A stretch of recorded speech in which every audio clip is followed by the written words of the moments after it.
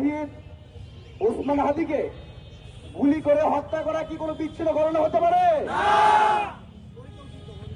Professor ইউনূসের প্রধান নির্বাচন commissioner বলেছেন হাদিকে গুলি করে হত্যা করা নাকি বিচ্ছিন্ন ঘটনা। আমরা স্পষ্ট বলতে চাই, শেখ হাসিনা নির্বাচন কমিশনার নুরুল হুদা আউয়ালের প্রতিচ্ছবি আমরা বর্তমানে দেখতে পাচ্ছি। ওসমান হাদি কোন বিচ্ছিন্ন ঘটনা নয়। বাংলাদেশের বর্তমানে যদি কোন ভিআইপি ব্যক্তি থাকে তার নাম হচ্ছে শরীফ ওসমান হাদি।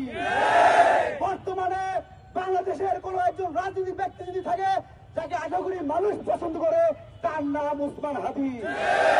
বাংলাদেশের 64,000 বর্গ মাইলে যতদূর এই লাল সবুজের পতাকা বিস্তীর্ণ থাকবে ততদিন শরীফ ওসমান হাদি থাকবে। সুতরাং যারা আমার ভাই ওসমান হাদিকে গুলি করে হত্যা করার পরেও যারা বলে বিচ্ছিন্ন ঘটনা, তাদের দ্বারা ত্রয়োদশ জাতীয় সংসদ নির্বাচন হতে পারে না। যদি আমার ভাই হাদির জানাজার পূর্বেই যদি প্রধান নির্বাচন কমিশনার ক্ষমা চায় তাহলে আমরা ছাত্র জনতা ভেবে দেখতে পারি।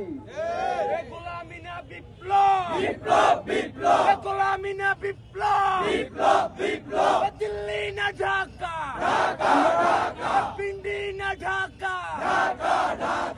ভারত আমাদের এমন এক বন্ধু যারা বর্ষাকালে তিস্তা দিয়ে মানুষকে মেরে ফেলে। ভারত আমাদের এমন এক বন্ধু যারা আমাদের বোন ফেরানিকে হত্যা করে কাটা তারে ঝুলিয়ে রাখে। ভারত আমাদের এমনই বন্ধু যারা 2014 সালের ভোটার বিল নির্বাচন, 18 সালে ভোট ডাকাতি নির্বাচন, 24 সালে দামি নির্বাচনকে বৈধতা দেয়। ভারত আমাদের এমনই বন্ধু যারা 2024 সালে জুলাই আগস্ট কলমপুর থেকে 2000 মানুষের মায়ের মুখ খালি করেছে, বাংলাদেশ থেকে লক্ষ কোটি টাকা পাচার করেছে, সেই খুনি ফ্যাসিস্ট শেখ হাসিনাকে আশ্রয় দেয়। ভারত আমাদের এমনই বন্ধু যারা শরীফ ওসমান হাদিকে হত্যা করে ভারতে আশ্রয় দেয়। আমরা দেখতে পেয়েছি গত কয়েকদিন যাবৎ 30 নভেম্বর থেকে শুরু করে আজ পর্যন্ত গত 5 দিন, গত কয়েকদিনে 5 জন বাংলাদেশি নাগরিককে বিএসএফ হত্যা করেছে। আমরা আজকের এই বিক্ষোভ মিছিল থেকে স্পষ্ট করে বলতে চাই, সীমান্তে এখন পর্যন্ত প্রায় 5 শতাধিক যে হত্যা হয়েছে, প্রত্যেকটা হত্যার সুষ্ঠু তদন্তের সাপেক্ষে বিচার করতে হবে। একই সাথে আমাদের বন্ধু বাংলাদেশের রত্ন, স্বাধীনতার সার্বভৌমত্বের প্রতীক শরীফ ওসমান হাদিকে যারা হত্যা করেছে তাদেরকে যতদিন না পর্যন্ত বাংলাদেশে ফিরিয়ে দেওয়া হবে ততদিন পর্যন্ত বাংলাদেশের এই জমিনে লাল সবুজের এই বুকে ভারতীয় হাই কমিশন থাকতে পারে না।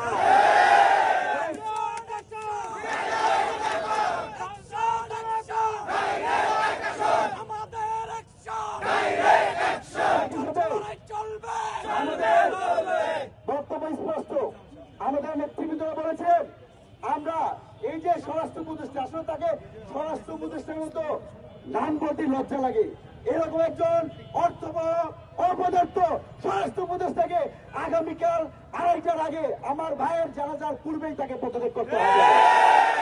একই সাথে আমরা জানি যারা দেখে যে পুলিশ প্রশাসন কাজ করে সেটা দায়িত্বে রয়েছেন প্রধান উপদেষ্টার স্বরাষ্ট্র মন্ত্রণালয় সংক্রান্ত বিশেষ সহকারী খুদাবস চৌধুরীকে পদত্যাগ করতে হবে। আমরা যদি আমার ভাইয়ের জানাজার পূর্বে যদি এরকম তাদেরকে পদত্যাগ করতে না দেখি তাহলে আগামীকালকে জানা যায় প্রধান উপদেষ্টা ইউনূসকে আমরা অংশ করতে দিব না। আমরা দেখতে পাচ্ছি প্রধান উপদেষ্টা প্রেস সচিব শফিকুল ভাইকে বলতে চাই, আপনি বলেছেন ত্রয়োদশ জাতীয় সংসদ নির্বাচনে জাতীয় পার্টি অংশ নিতে পারবে।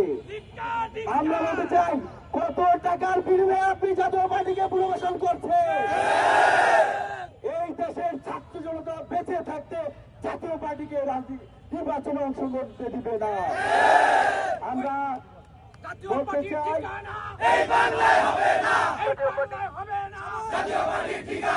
জাতীয় পার্টির ঠিকানা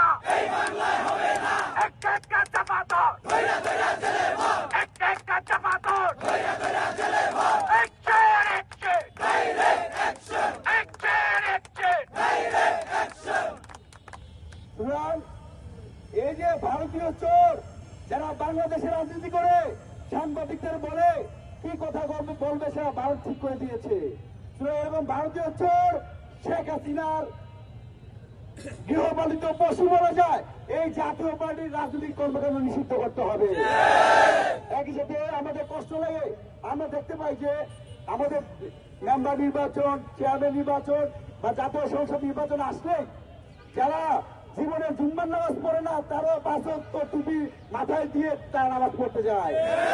একই সাথে গত 1.5 বছর যারা ক্ষমতার মসজিদে ছিল, গত 1.5 বছর জুলাইকে অক্ষুণ্ণ রাখার জন্য কোনো কাজ করে নাই, যারা চুরি ডাকাতি দুর্নীতির মধ্যে ছিল তারা এখন বাংলাদেশের পতাকা মাথায় দিয়ে জনতার কাতায় মিশতে চায়।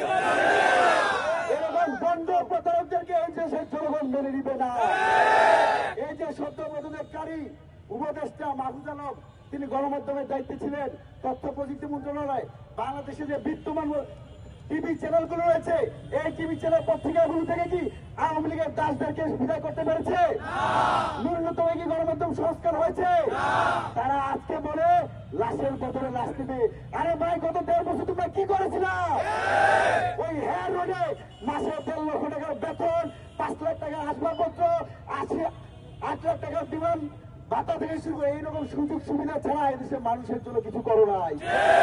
সুতরাং তোমাদের মতো যারা সুবিধাভোগী সে আসিফ মাহমুদ, তাদেরকে দেশের মানুষ আগামী জাতীয় নির্বাচনে অংশগ্রহণ করতে দিবে না।